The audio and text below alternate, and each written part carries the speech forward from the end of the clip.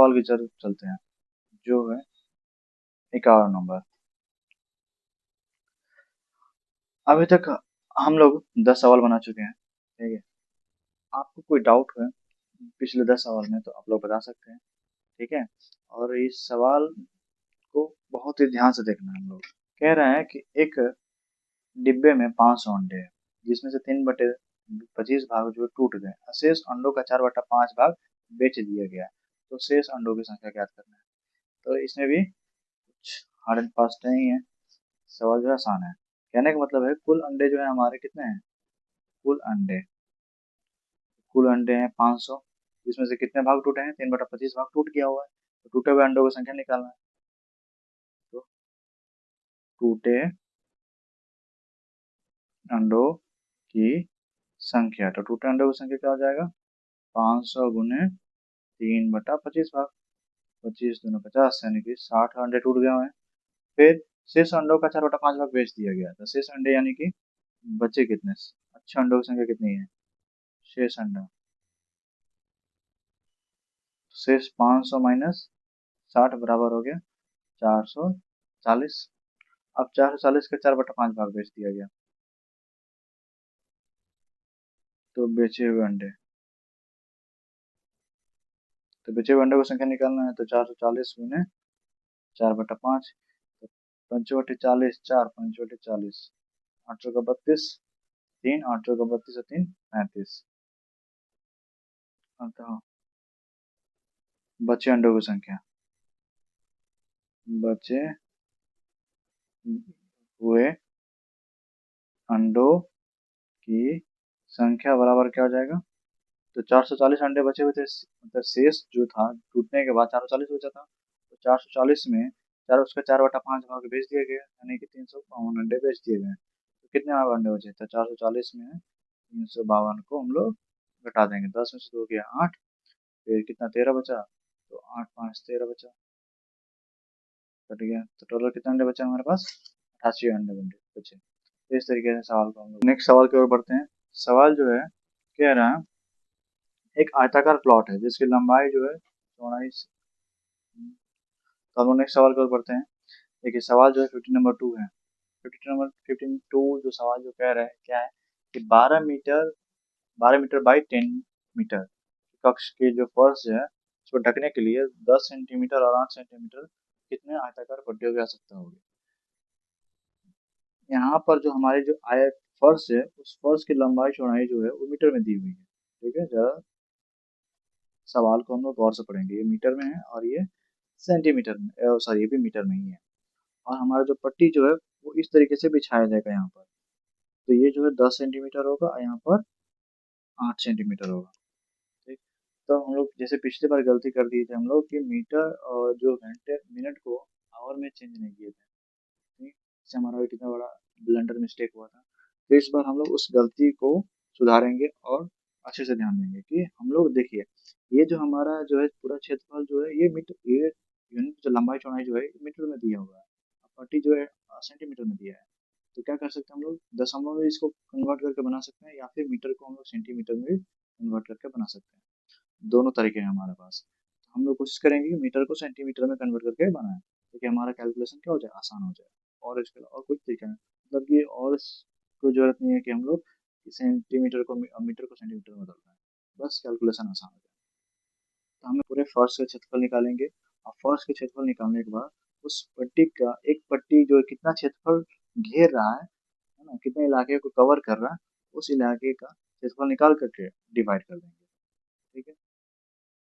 फर्श का क्षेत्रफल बराबर क्या हो जाएगा, फर्श का क्षेत्रफल लंबाई गुना चौड़ाई, यानी कि 12 मीटर को सेंटीमीटर में कन्वर्ट करना तो 100 से मल्टीप्लाई करना पड़ेगा, 100 में 2 जीरो तो 1200 मीटर हो जाएगा, गुने ये हो जाएगा 1000 सेंटीमीटर। तो टोटल कितने हो जाएंगे 12, 1 2 3 4 5 जीरो।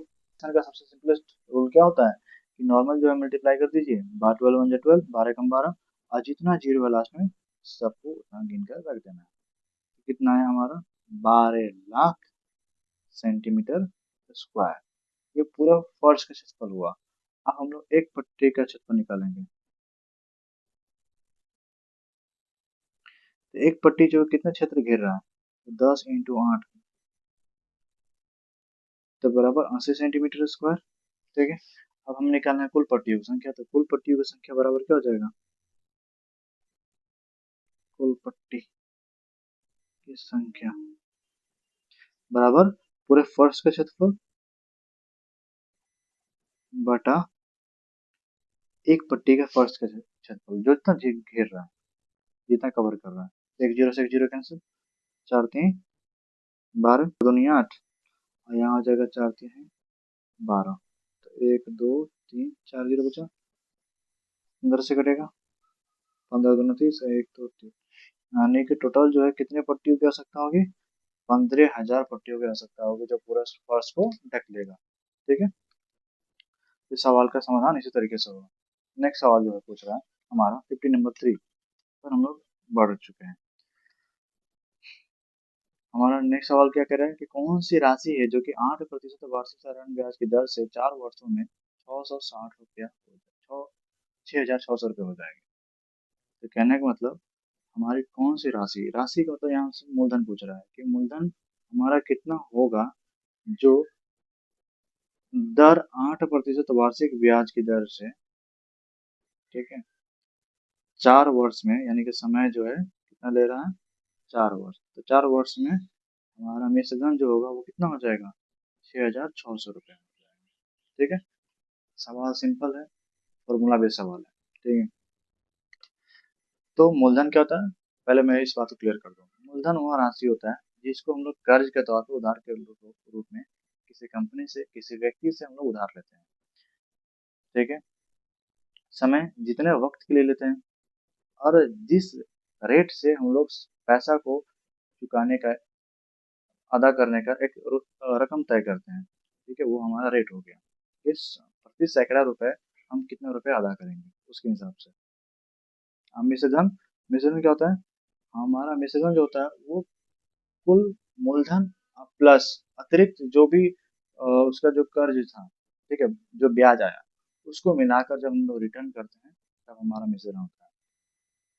तो इसका एक फॉर्मूला होता है मूलधन निकालने का डायरेक्ट, मूलधन बराबर मिश्रधन गुने 100/100 प्लस समय गुने दर, ये फॉर्मूला होता है। तो मिश्रण कितना है, 6,600 गुने 100/100 प्लस समय। हाँ, एक और बात जरा ध्यान देना है हम लोगों को, यूनिट पर खासकर ध्यान देना है। ये जो हमारा दर जो यहाँ वार्षिक है, समय भी क्या है, वर्ष में है। यदि दर यदि हमारा मासिक होता तो कोशिश करते हैं कि हम लोग समय को भी किस में रखें, मासिक में ही रखें। ठीक है, 8 कहने का मतलब है समय हमारा कितना है, समय 4 साल है और दर 8% वार्षिक है। तो 8% वार्षिक है तो 8 ×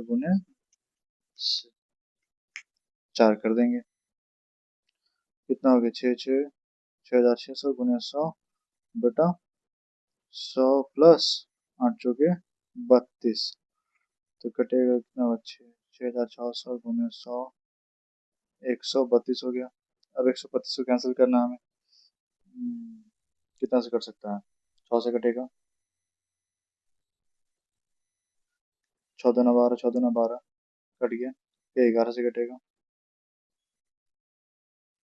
11×2 = 22, फिर 5 से कट जाएगा, तो हमारा कितना होगा मूलधन, 5,000 रुपया। ठीक है, तो इस तरीके से सवाल को हम लोग सॉल्व करेंगे। सवाल की ओर बढ़ते हैं। सवाल जो है हमारा कह रहा है कि हानि लाभ से जुड़ा हुआ सवाल है। ठीक है, एक वस्तु है जो कि 500 रुपये में बेचने पर जो हानि होता है, यदि इस वस्तु को यदि 700 रुपये में बेचा जाता तो दुकानदार को पहले हुई हानि से 3 गुना लाभ होता। इस वस्तु का क्रय मूल्य क्या होगा। ठीक है, सवाल जो है कह रहा है कि एक वस्तु है जिसको 500 रुपये में बेचा गया, तो इसका पहला विक्रय मूल्य जो था वो कितना हुआ, 500 हुआ। 500 पर उसे कुछ रुपया हानि हुआ, तो मान लेते हैं कि उसे 100 रुपये की हानि हुई, 100 रुपये की हानि हुई। अब यदि दूसरे बार वह जो उस वस्तु को 700 रुपये में बेचता है, तब उससे जितनी हानि हुई वो पहले वाले केस में उससे 3 गुना लाभ कमाता है, यानी कि हमारा जो अब वो लाभ जो कमाएगा वो कितना कमाएगा, 3x कमाएगा। तो इस कंडीशन में सिचुएशन में हम लोग देख सकते हैं कि दोनों सिचुएशन में हमारा क्या होगा, क्रैमल जो होगा सेम होगा, क्योंकि हानि लाभ का हमारा जो है, हानि लाभ हम लोग किस चीज पर तय करते हैं, हमारे खरीदे हुए मूल्य पर ही हम तय करते हैं कि हमें कि वो चीज उस वस्तु का लाभ हुआ या हानि हुआ। यदि हम खरीदे हुए दाम से अधिक दाम पर बेचते हैं तो लाभ होता है, उससे खरीदे हुए दाम से यदि कम दाम पर बेचते हैं तो हमें हानि होता है। ठीक, यानी कि हमारा दोनों दोनों केस में क्रैमल जो है सेम है, वस्तु तो वही है हमारा। ठीक है, तो क्या करेंगे, इसको बनाने के लिए हम लोग दोनों कंडीशन में क्रैमल को निकालेंगे। तो हानि वाले केस में क्रैमल का फॉर्मूला क्या होता है, क्रैमल बराबर विक्रैमल विक्रैमल प्लस हानि, यानी विक्रैमल कितना है 500 प्लस 100 रुपये, यही हमारा क्रैमल होगा। ठीक है, ये इस केस का निकला। दूसरे केस में क्या है कि यदि हाँ लाभ वाला केस हो तब उस क्रैमल हमारा कैसे निकलता है, तो क्रैमल बराबर होता है विक्रैमल माइनस लाभ, तो विक्रैमल 700 है माइनस लाभ 3x। दूसरा केस है, दोनों केस हमारा हमारा जो है क्रैमल सेम है, तो क्या लिख सकते हैं 500 प्लस x बराबर 700 माइनस 3x। इसको सॉल्व करेंगे हम लोग अब, तो x तो इधर आ गया 3x, 700 माइनस 500, 3x 4x बराबर 200, तो x बराबर कितना हो गया 4 पचे 20 50, यानी कि 100 रुपये की हानि की, x जो था वो हमारा क्या था हानि था, यानी कि 50 रुपये की हानि हुई। यानी कि हमारा जो है क्रैमल कितना था, तो क्रैमल हो जाएगा विक्रैमल प्लस हानि बराबर 550 रुपये, जो कि हमारा ऑप्शन नंबर बी है। तो इस तरीके से सवाल को हम लोग सॉल्व करेंगे। फिर नेक्स्ट सवाल जो है 55 नंबर, तो बच्चों हम लोग नेक्स्ट सवाल की ओर बढ़ते हैं। ठीक है, 55 नंबर सवाल कह रहा है कि यदि एक फल विक्रेता 1 रुपए में 2 के हिसाब से नींबू खरीदता है और 3 रुपए में 5 के हिसाब से बेचता है, तो उसका लाभ क्या है। ठीक है, कहने का मतलब है कि 1 रुपए में 2 नींबू खरीदा, ठीक है, आज 3 रुपए में 5 नींबू के हिसाब से बेच रहा है, यानी 5 नींबू बेच रहा है 3 रुपए में, तो उसका लाभ या हानि ज्ञात करना है। तो इस सवाल में थोड़ा सा कॉम्प्लिकेटेड हो सकता है। ठीक है, ये अक्सर जो है समझ में नहीं आता बच्चों को, तो क्या करते हैं इस केस में हम लोग कोशिश करेंगे कि वस्तु को पहले समान करने की कोशिश करेंगे ना, बराबर। ठीक है, कि ताकि हमारा जो कंपैरिजन करना हो वो आसान हो जाए। समान करना है यानी कि कहने का मतलब है कि वस्तु को 2 के हिसाब से 1 रुपए में बेचा गया, खरीदा गया, और 5 के हिसाब से 3 रुपए में बेचा गया। तो क्या करेंगे 2 और 5 का हम लोग पहले निकालेंगे एलसीएम, तो 2 और 5 का लसा कितना होगा 10 होगा। ठीक है, तो 2 और 5 करेंगे 10 वस्तु, अगर हम 10 वस्तु पर निकाले तो जैसे कि अगर 2 के 2 नींबू जो है वो कितने में खरीदा 1 रुपए के भाव से, तो अगर वो 10 नींबू खरीदता तो 10 नींबू खरीदने के लिए क्या करेगा 5 से मल्टीप्लाई करेंगे, तो 5 से इधर भी गुना कर देंगे, तो कितना हो गया 10 नींबू, तो 10 नींबू को कितना में खरीदेगा 5 रुपए में खरीदेगा। ठीक है, अब उसका विक्रय मूल्य उधर निकालेंगे, उसका विक्रय मूल्य क्या है विक्रय मूल्य, तो 5 नींबू को वहाँ जो है 3 रुपए में बेचता है।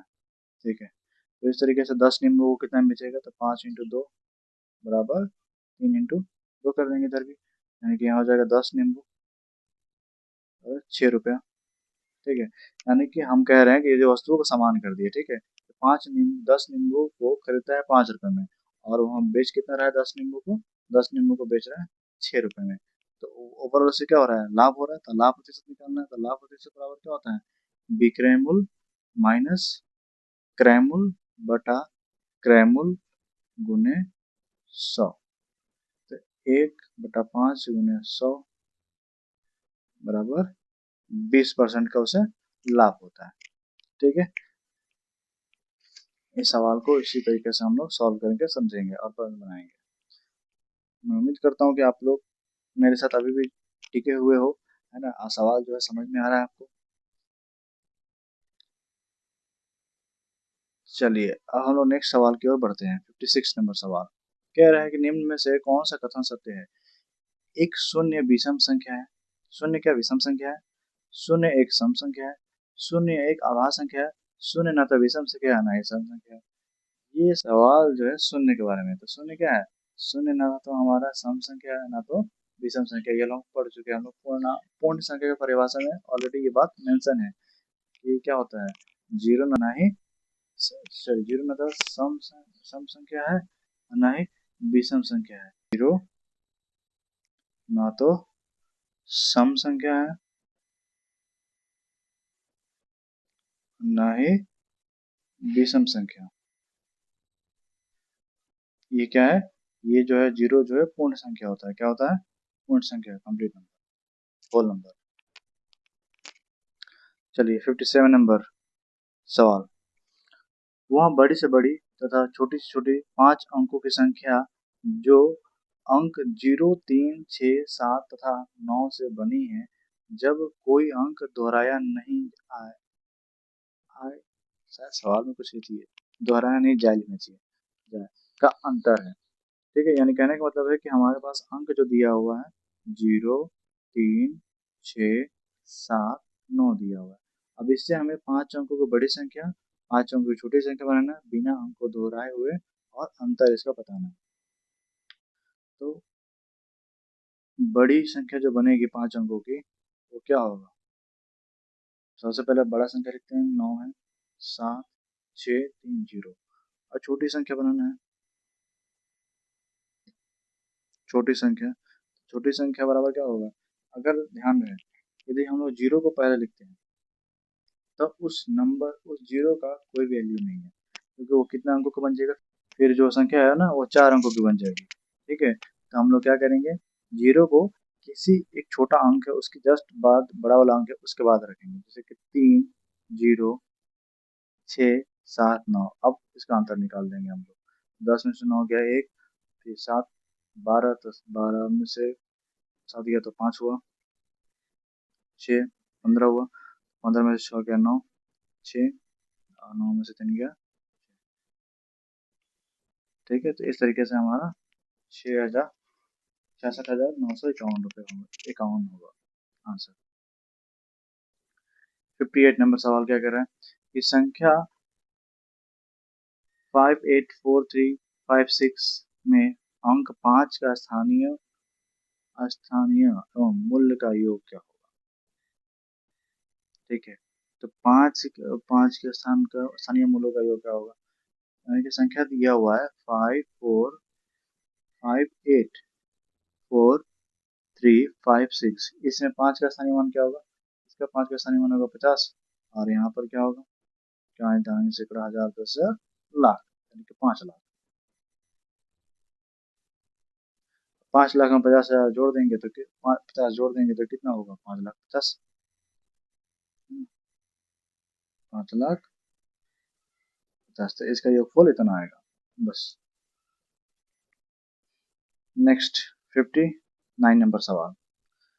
59 नंबर सवाल क्या कह रहा है कि प्रथम 100 प्राकृतिक संख्याओं में 3 और 5 दोनों से भाग जाने वाले संख्याओं की संख्या निकालना। यानी कि वो वैसी संख्या हमें बताना है जो 3 और 5 दोनों से लग जाए।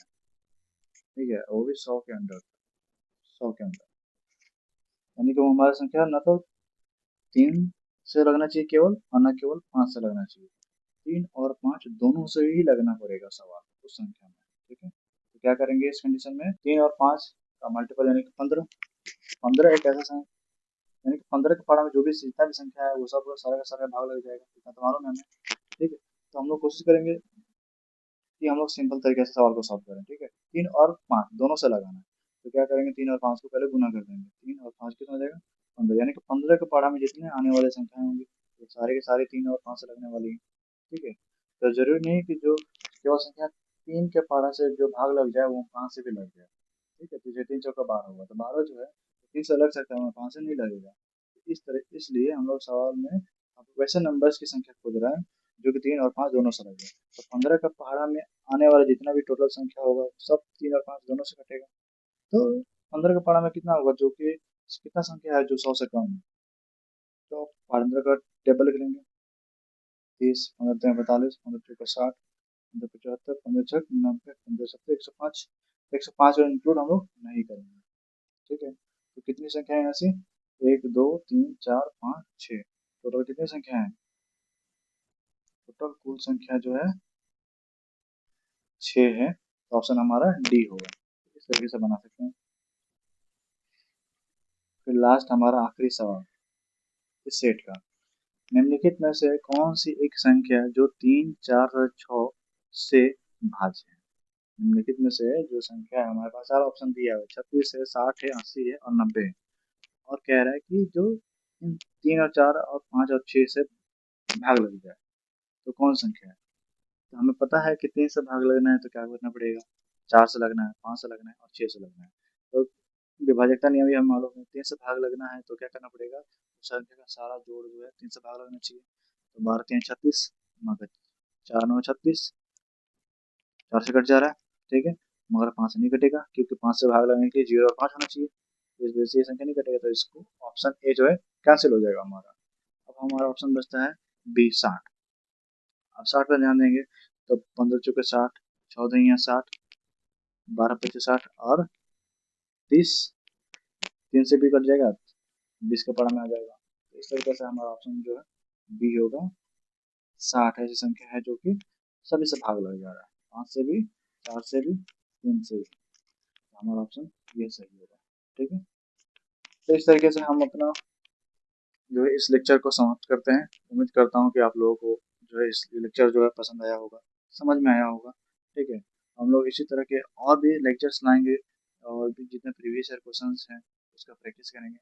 हो सकता है कि मुझसे कुछ कुछ सवाल ऐसे होंगे जो शायद मुझसे मेरे समझाने में कुछ त्रुटि आया होगा या फिर कुछ समझ में नहीं आया होगा आप लोगों को, तो आप लोग कृपया कमेंट करके बता दें।